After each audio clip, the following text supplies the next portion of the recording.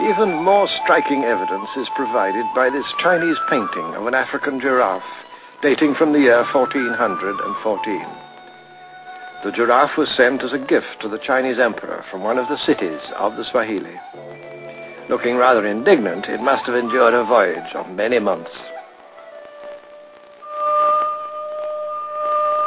The Swahili cities were built at short distances from each other all down the long East African coastline.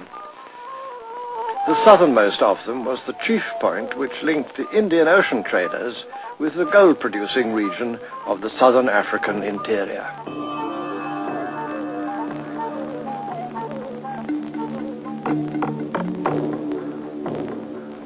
On this high and fertile plateau, a flourishing civilization had developed, which, like the kingdoms of West Africa, played a decisive role in the trading patterns of the Middle Ages.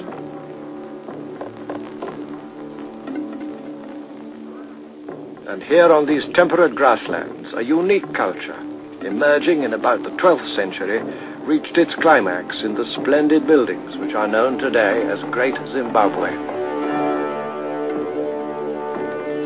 Efforts to recapture the essence of Great Zimbabwe culture were undermined a century ago by treasure-seeking Europeans. They came up from South Africa and ransacked this place for gold and jewelry soon after they discovered it. A few pieces escaped the looters, all made from local gold, mined extensively in the area from about the year 800. But perhaps even more surprising are some of the objects found here for which Zimbabwe gold was traded. Delicate ornaments brought across the ocean from China and India.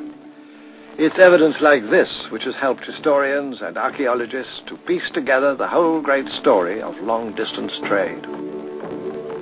That trade had its source in the Zimbabwe cultures of Inner Africa, which possessed the skills as well as the wealth to build powerful monuments. On these massive walls, overlooking the entire area, stood sacred bird carvings in stone. They were associated with oracles that were thought to speak for the gods.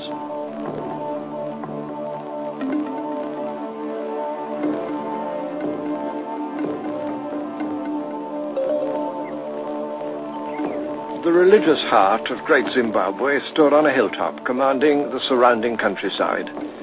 In the valley below, the king had his royal residence. All this activity called for a strong central government, and that government was formed by their king and council, who ruled from here through lesser kings and governors in a wide territory across the vast central plateau of southern Africa.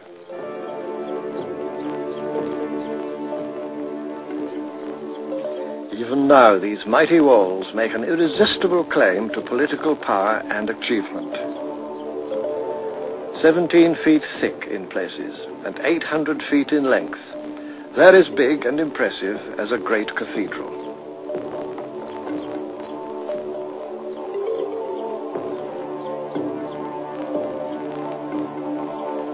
Far too impressive, as it turned out, for the white settlers of later years.